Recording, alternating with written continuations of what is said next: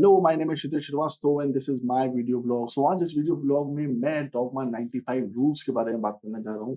Dogma 95 rules क्यों important है मैं आपको बताता हूँ कि आप में से बहुत सारे फिल्म मेकर्स ऐसे हैं जो बार-बार ये डिसेबिलिटी बताते हैं कि हमारे पास पैसा नहीं है, हमारे पास कनेक्शंस नहीं है, हमारे पास ये नहीं है, मतलब वो सारी चीज़ें हमारे पास नहीं है फिल्म बनाने के लिए। आप वो सारी चीज़ें देखते हो जो आपके पास नहीं है, पर वो सारी चीज़ें नहीं देखते हो जो आपके पास हैं और उनकी वजह से आप फिल्म बना सकते हो। तो हमारे जैसे और भी फिल्म मेकर्स पहले हुए हैं और हमसे ज़्यादा डिफिकल्ट सर्कमस्टांसेस में रहे हैं। जैसे आज तो हमारे पास डिजिटल है, मोबाइल है, पर हमसे पहले नहीं था वो सारी चीज़ें उनके पास। सो कुछ ऐसे फ़िल्म मेकर्स थे जिन्होंने स्टूडियोज़ को चैलेंज करने का सोचा। उसमें 2 नाम थे Thomas Vinterberg and Lars von Trier. इनकी फ़िल्में मैंने कॉलेज टाइम में देखी थी, पर तब मुझे डॉग्मा 95 रूल के बारे में नहीं पता था। तब मैंने एक बार कहीं पढ़ा था, पर तब मैं इतना मोटिवेट नहीं हुआ था। फिर जब मैं मुंबई में अपनी फ़िल्में बना रहा था एमफिल इलासाफोर्ड, तब मैं इस रूल्स को अक्सर पढ़ता था ताकि मैं अपने आप को मोटिवेट कर सकूँ, ताकि मुझे अगर रिसोर्सेज़ नहीं मिलते हैं, तो मैं कैसे अपने आप को मोटिवेट कर सकूँ फ़िल्में बनाने के लिए। तो दोनों के पास बेसिकली रिसोर्सेज़ नहीं थे। ऐसा नहीं था इन्होंने पहले फ़िल्में नहीं बनाई थी। कुछ-कुछ फ़िल्में बनाई थी, ट्राई किया था, शॉर्ट फ़िल्म्स बनाई थी, फीचर फ़िल्म्स बनाई थी, पर अक्सर इनको ये फेस करना पड़ता था कि स्टूडियोज़ के सामने इनको झुकना पड़ता है। स्टूडियोज़ अगर अप्रूवल देते हैं, तो ही इनकी फ़िल्में बनती हैं।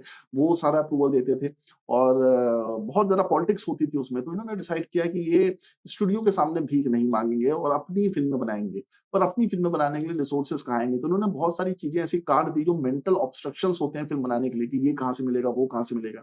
तो उसके चलते इन्होंने डॉग्मा 95 के कुछ रूल्स बनाए थे। तो ये डॉग्मा मतलब कि सेट ऑफ रूल्स एंड 1995 में रूल्स बनाए थे जिसके अंडर में इन्होंने कुछ 31-32 फ़िल्में बनाई थी, जो सारी की सारी रूल्स को फ़ॉलो करती थी और आगे के बहुत सारे ऐसे फ़िल्म मेकर्स थे, माइक हिगिस करके थे और भी बहुत सारे फ़िल्म मेकर्स थे जो इनसे बहुत इंस्पायर हुए और उन्होंने अपनी फ़िल्म बनानी शुरू की। तो जब कोई ऐसे बंदे आते हैं जो अपनी फ़िल्में बनाते हैं और मोटिवेट करते हैं दूसरे बंदों को अपनी फ़िल्म बनाने के लिए, तो आप और ज़्यादा मोटिवेट होते हो अपनी फ़िल्म बनाने के लिए। तो ऐसे ही थे, तो सबसे पहले मैं आपको फैशन का ट्रेलर दिखाता हूँ, ताकि आपको पता चले कि किस तरह के फ़िल्म मेकर्स थे दोनों। तो ये ट्रेलर मैंने नेट से ढूँढा है। पिक्चर मेरे पास पड़ी थी, पता नहीं कैसे मैंने डिलीट कर दी वो picture. Nå, hvordan har du det? Er det godt? Ja, så. Ja. Er du sikker? Gustav, det skal jeg kraftedeme sige dig noget, du! Du gider ikke med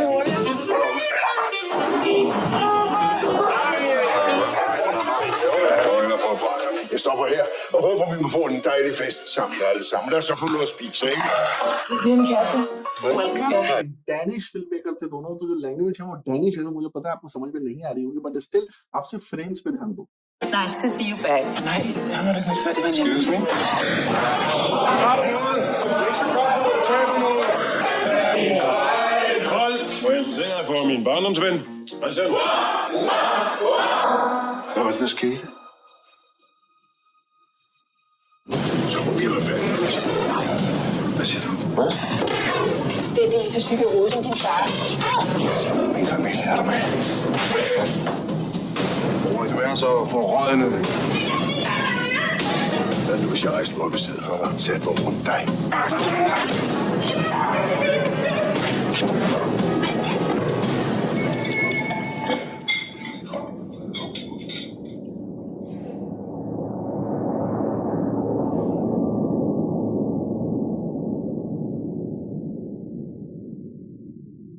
तो ये था ट्रेलर डॉग्मा 95 का, sorry fashion का, जो पहली dogma 95 film थी, उन rules के तहत ये पिक्चर बनाई गई थी। अब आप लोग शायद उत्सुक हो कि वो रूल्स हैं क्या, जिन पे ये फ़िल्म बनाई गई थी? तो उन रूल्स को जानने के लिए हम लोग एक स्टूडियो बाइंडर नाम की वेबसाइट है, उस पे जाते हैं और वहाँ से इन रूल्स को देखना शुरू करते हैं। ये रूल्स बहुत सारी वेबसाइट में पड़े हुए हैं, पर मैंने सोचा चलो इसी वेबसाइट से आपको दिखाते हैं। तो full list of dogma 95 rules ये है कि shooting must be done on location. Set नहीं बनेंगे, क्योंकि सेट का ही सबसे बड़ा प्रॉब्लम होता है कि भई सेट अगर है तो सेट में सबसे ज़्यादा पैसा लगता है, लकड़ी लानी पड़ती है, लोकेशन हायर करनी पड़ती है, फिर आर्ट डायरेक्शन होता है, तो 15-20 दिन तो सेट बनाने में लग जाते हैं। तो shooting must be done on location, props and sets must not be brought in. कोई भी ऐसी चीज़ जो बाहर से लानी पड़े जिसमें पैसा खर्च हो, वो नहीं आएँगे, कोई प्रॉप नहीं आएगा, कोई प्रॉपर्टी नहीं आएगी। प्रॉप मतलब प्रॉपर्टी होता है, कुछ भी नहीं आएगा। If a particular prop is necessary for the story, a location must be chosen where this prop is to be found. तो अगर कोई ऐसा prop है जो बहुत ज़रूरी है कि मतलब यूज़ करना ही करना है, तो ऐसी लोकेशन ढूँढनी चाहिए, ऐसी ढूँढी जाएगी जहाँ पे वो prop अवेलेबल हो। पर उस पे एक्स्ट्रा पैसा खर्च नहीं करना है। मुझे लगता है ये बहुत ही इंपॉर्टेंट रूल है, क्योंकि बहुत सारे थॉट प्रोसेस इसी में निकल जाता है कि वो चीज़ हम कैसे लेके आएँ, बजाय इसके कि वो जगह ढूँढें, जहाँ पे वो चीज़ अवेलेबल होगी। तो बेसिकली फंडा ये है कि फ्री में शूट करना है, फ्री में लोकेशन ढूँढनी है। दूसरा रूल है, the sound must never be produced apart from the images और vice versa. Music must not be used unless it occurs where the scene is being shot. तो कहने का मतलब ये है कि म्यूज जो साउंड है वो अलग से प्रोड्यूस नहीं की जाएगी, ऑन सेट आपको यूज करना पड़ेगा।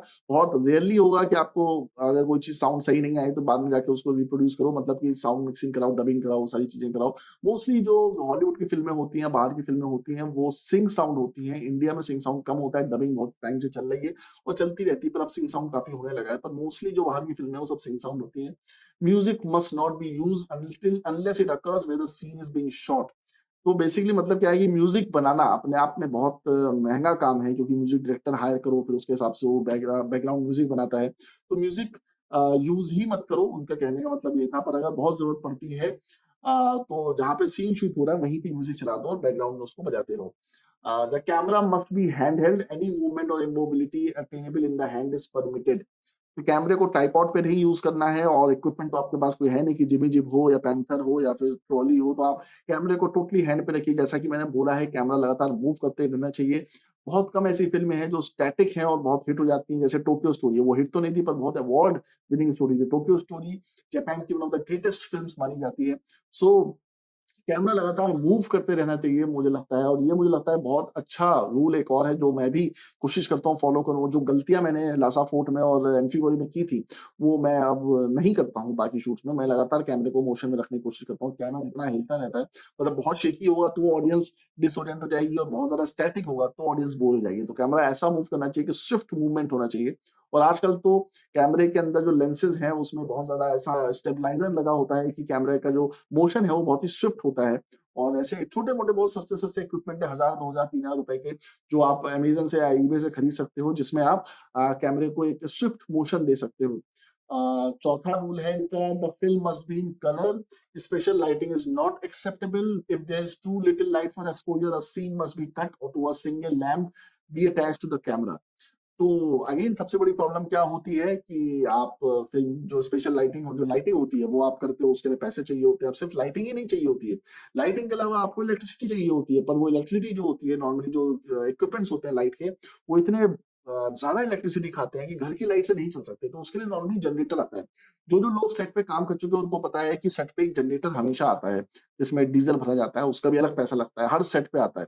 तो कभी भी घर की लाइट से नहीं चलाया जाता है, हमेशा जनरेटर की लाइट से चलाया जाता है। मुंबई में बहुत कंपनी है जनरेटर प्रोवाइड करती हैं। अब तो लखनऊ में, दिल्ली में, हर जगह ऐसी फिल्म के जनरेटर्स हैं जो जनरेटर प्रोवाइड करते हैं, और जनरेटर को इस्तेमाल करके आप अपनी लाइटिंग करते हो। और उससे लाइटिंग स्विफ्ट भी होती है और सीधी होती है, उसके बीच में एम्पलीफायर्स और सारी चीजें लगी होती हैं। If it leads to little light for the exposure, single lamp is allowed, कि सिंगल लैंप आप कैमरे से अटैच करके उसको इस्तेमाल करो। ये आप कर सकते हो। तो ये एक अच्छा रूल है कि अगर आप अपनी फिल्म बनाना चाहते हो। Optical work and filters are forbidden. ये रूल एक दो फिल्मों में फॉलो हुआ, उसके बाद लोगों ने इसको ब्रेक कर दिया था, क्योंकि फिल्टर विल्टर से थोड़ा लुक एंड फील फिल्म जैसा लगता है। तो इनिशियली इन्होंने डिसाइड किया था कि ऑप्टिकल वर्क एंड फिल्टर नहीं डालेंगे, क्योंकि फिल्टर विल्टर डालने अगेन फिल्टर की कॉस्टिंग होती है। तो बेसिकली जो डॉगमा 95 रूल्स है वो टोटली कॉस्ट सेविंग को लेके हैं, और तुम्हारे दिमाग से बर्डन हटाने के लिए, मेंटल ऑब्स्ट्रक्शन हटाने के लिए कि ये नहीं है तो मैं शूट कैसे करूंगा। तो बेसिकली जो भी अवेलेबल है उसके साथ शूट करो। The film must not contain superficial action, murders, weapon etcetera must not ओकर। क्योंकि जब मर्डर, वेपन ये सारी चीजें होती है, मर्डर्स में खून निकालना पड़ता है, कपड़े गंदे होते हैं, और प्रोस्थेटिक्स का काम होता है, जो अगेन मेकअप आर्टिस्ट को बुलाना पड़ेगा, आपको प्रोस्थेटिक आर्टिस्ट को बुलाना पड़ेगा, पैसे खर्च होंगे उसमें।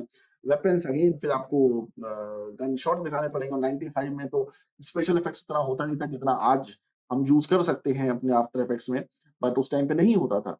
तो अगर आप उसको यूज करते हो तो फिर परमिशन लेनी पड़ती है। अगर आप गन या फाइट सीक्वेंस करते हो तो अगेन आपको सेंसर बोर्ड से भी परमिशन लेनी पड़ती है। तो वो भी सब इश्यूज रहते हैं। मतलब सिर्फ ऐसा नहीं कि आप सिर्फ शूट कर दोगे, आप शूट करोगे तो फिर आपको परमिशन भी लेनी पड़ेगी कि आपने कैसे शूट किया। वो इसलिए किया जाता है ताकि जो सेफ्टी है आर्टिस्टों की वो देखी जा सके। क्योंकि कई बार सेट पे अगर आप सही से चीजें हैंडल नहीं करते तो लोगों की डेथ भी हो जाती है। बहुत सारी शूट्स में ऐसा होता है कि एडीज की या मेन एक्टर की डेथ हो जाती है। अभी रिसेंटली एलेक बैल्डविन का केस आया था जहाँ पे उन्होंने शूट किया था और एक एडी का या शायद डायरेक्टर थे, डीओपी, सॉरी डीओपी की डेथ हो गई थी। वो गोली डीओपी को लग गई थी और उनकी डेथ हो गई थी। सो एक्सीडेंटल था, बट ये सारे प्रिकॉशंस लिए जाते हैं। Temporal and geographical alienation are forbidden, that is to say that the film takes place here and now.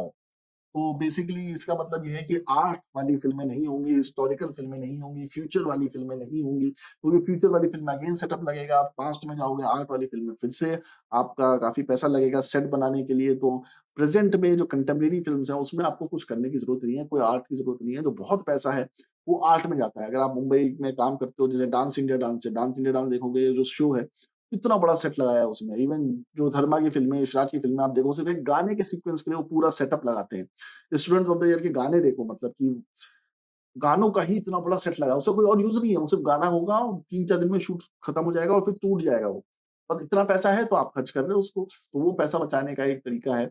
Genre movies are not acceptable. अब जॉनर मूवीज़ मतलब कि मैं आपको इसकी डेफिनिशन ही दिखा देता हूँ। ऑनर जैसे एक ऐसे कुछ शब्द होते हैं जो आपको पता होते हैं पर आप उसको डिफाइन नहीं कर पाते हो। जैसे एक्शन है, कॉमेडी है, ड्रामा है, फैंटेसी है, हॉरर है। ये सब चीज़ें मैं आपको पढ़ाऊँगा अभी जो स्क्रीन राइटिंग का कोर्स है उसमें मैं जॉनर्स, थीम्स, स्टाइल्स इन सब के बारे में आपको थोड़ा-थोड़ा डिटेल्ड डिस्क्रिप्शन दूँगा। तो जॉनर्स जो है वो बेसिकली अलाउड नहीं है। आप सिंगल जॉनर मतलब आपको कोई जॉनर चूज़ नहीं करना है, उसमें मिक्स ऑफ जॉनर हो सकता है, रोमांस भी हो सकता है, एक्शन भी हो सकता है। तो इसका मतलब ये है genre movies are not acceptable मतलब कि सिंगल जॉनर फिल्म नहीं होनी चाहिए। The story has to be very linear and can be a mix of multiple genres. ठीक है, उसमें एक्शन भी हो सकता है, उसमें रोमांस भी हो सकता है, सिंपल कन्वर्सेशन भी हो सकता है, कुछ भी हो सकता है। So you are free to do anything, you don't have to pick a genre to make your film. ठीक है, आप कुछ भी बना सकते हो, आप हॉरर के अंदर कॉमेडी भी घुसा सकते हो, उसमें ड्रामा भी डाल सकते हो, एक्शन भी डाल सकते हो, कुछ भी कर सकते हो। But such that you can complete your film, that is more important. The film format must be academy 35 mm। इसका मतलब ये है कि अकेडमी का जो रूल है ताकि 35 mm ये इसलिए बनाया गया है क्योंकि आपको फिल्म सबमिट भी करनी है, जो कि हॉल में शायद रिलीज ना हो पाए, क्योंकि उस टाइम पे जो हॉल में फिल्म रिलीज होती थी वो 35 mm ही होती थी। 16 mm पे बनाओगे तो उसको फिर ब्लो करने का बहुत पैसा पड़ता था, तो इससे अच्छा 35 mm पे ही शूट करो ताकि अकेडमी में सेंड तो कर सको रिव्यू के लिए और फिल्म फेस्टिवल में भेज तो सको ताकि स्क्रीनिंग हो सके उस पिक्चर की। अगर स्क्रीनिंग ही नहीं होगी तो फिल्म बनाने से कोई फायदा नहीं है। The director must not be credited, ये सिर्फ इसलिए दिया गया था ताकि डायरेक्टर अपने आप को क्रेडिट करके उसको एलिवेटेड फील ना हो बहुत ज्यादा।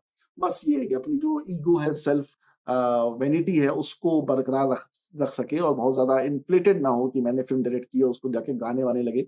और जो लोग काम कर रहे हैं साथ में, एक और इसका रीजन है डायरेक्टर अपने आप को क्रेडिट नहीं करता इसमें, जो मुझे लगता है वो ये है कि जब डायरेक्टर अपने आप को क्रेडिट करता है तो बाकी जो लोग हैं, क्योंकि नॉर्मली ऐसे पिक्चर में सब लोग फ्री में काम कर रहे होते हैं और डायरेक्टर जब अपने आप को बहुत ज्यादा क्रेडिट देने की कोशिश करता है, रिटन एंड डायरेक्टेड बाय, तो सबको लगता है कि हमने तो फ्री में काम किया, सारा क्रेडिट तो यही ले गया। डायरेक्टर में भी नाम है, राइटर में भी नाम है, प्रोड्यूसर में भी नाम है, फिल्म भी बना रहा है, एक्colades भी इसे मिल रहे हैं, तो एक्टर्स का ऐसी पिक्चर में कोई बहुत ज्यादा रोल होता नहीं। और मैंने देखा है कि ऐसी जेलसी होती है। अब मैं उसके डिटेल में नहीं जाऊँगा कि मेरे एक्सपीरियंसेस क्या रहे हैं, जो भी फिर मुझे उन लोगों के बारे में बात करनी पड़ेगी जो मेरे अच्छे दोस्त भी हैं, पर वो भी कहीं न कहीं मुझसे जेलस हो गए थे जब मैंने अपनी फ़िल्म में, अब मैंने फ़िल्म में राइटिंग की थी तो राइटिंग में नाम जाएगा ही जाएगा, डायरेक्शन किया था डायरेक्शन में नाम जाएगा ही जाएगा, एक्टिंग भी की थी तो एक्टिंग में नाम जाता था। तो लोगों को लगता था यार ये तो बहुत सारे क्रेडिट ले रहा है और हमें तो कुछ मिलेगा नहीं, जबकि मेहनत तो हमने ही बराबर करी है। तो ये सारी चीज़ें दिमाग में आती हैं, तो इसलिए डायरेक्टर को क्रेडिट मत ही करो ताकि आप क्रेडिट ना लो और क्रू में एक टेंशन वाली चीज़ क्रिएट ना हो। तो ये डॉगमा 95 रूल्स थे, मुझे लगता है इनको आप अपने हिसाब से यूज़ कर सकते हो। जैसे 35 रूल है तो उसको आप 1080p रूल कर सकते हो या 2K रूल कर सकते हो या 4K रूल कर सकते हो, तो 4K बनाओ। तो मुझे लगता है आज लाइट की हमें ज़रूरत नहीं है बहुत ज़्यादा, क्योंकि रील पे अलग-अलग रील्स इस्तेमाल करनी पड़ी थी जो लाइट के हिसाब से होती थी, तो वहाँ पे प्रॉब्लम होती थी। अभी वो प्रॉब्लम नहीं है, अभी आप एक्सपोज़र एडजस्ट कर सकते हो, कैमरे के अंदर बहुत सारी चीज़ें चेंज हो सकती हैं। So if you want to make a film, you can go ahead and make a film. You don't need all these restrictions. ये डॉगमा 95 रूल्स जो हैं ये आप अपने गूगल पे जाके एक बार चेक करो, सर्च करो और इनको पढ़ो और इसके बारे में बहुत सारी डॉक्यूमेंट्रीज और वीडियोस हैं डॉगमा 95 रूल्स के बारे में, वो सारे देखो। Thomas Vinterberg and Lars von Trier के जो इंटरव्यूज है डॉगमा 95 के ऊपर वो देखो, दूसरे डायरेक्टर्स कैसे मोटिवेट हुए उससे, उस बारे में देखो, तो आपको इसका हिस्टोरिकल रेलेवेंस पता चलेगा। हालांकि कुछ टाइम के बाद इन दोनों ने ये चीजें बंद कर दी करनी और उसके बाद इनको बजट मिलने लगा और ये लोग बड़ी बड़ी फिल्में करने लगे, वहाँ से इनके करियर का उद्धार हो गया। तो आप लोग भी फ़िल्म बनाओ, मैं भी जल्दी बनाऊँगा अपनी फ़िल्म और जो-जो सपोर्ट चाहिए होगा मैं आप लोगों को बताऊँगा कि अगर आप लोग सपोर्ट कर सकते हो मेरी फ़िल्म बनाने में तो आप करिए। But this is very motivating, I felt कि मुझे आप लोगों को ये बताना चाहिए, क्योंकि आप लोगों का ज़्यादातर प्रॉब्लम यही रहता है कि मुंबई जाएँगे, हमें फाइनेंस कौन करेगा, अपनी फ़िल्म कैसे बनाएँ, कितना बजट लगता है, अगर आपके पास कुछ भी बजट नहीं है, कुछ भी नहीं है, start making your film, it will come out right. चलिए मिलते हैं नेक्स्ट व्लॉग में। Bye bye.